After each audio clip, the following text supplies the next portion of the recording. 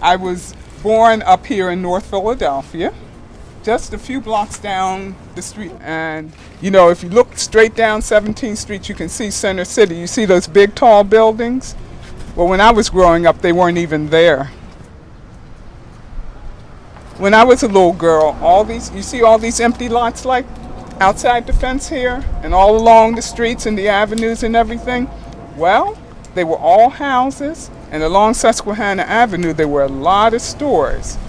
You know how you get your chicken? Where do you go? You go to, is it Crown or Kentucky Fried or something like that and get your chicken?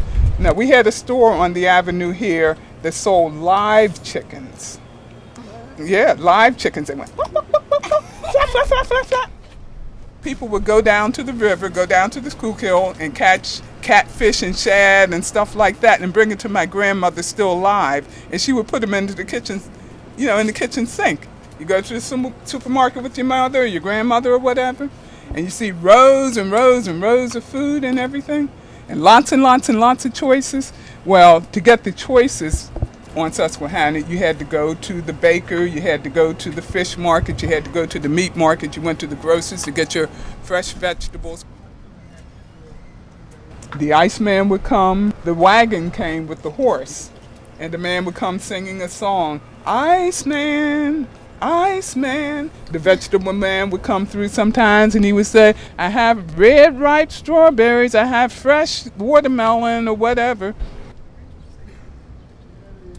What happened was, in this area in 1964, there was a riot. The police, what the rumor was, that the police had beaten up a pregnant woman. And it was the hot summertime and a whole lot of things. Civil rights was still being protested, by the majority, and people just got fed up. And the police here were rather violent towards people who lived in areas like this. So that's what set it off. And unfortunately, we burned down where we lived.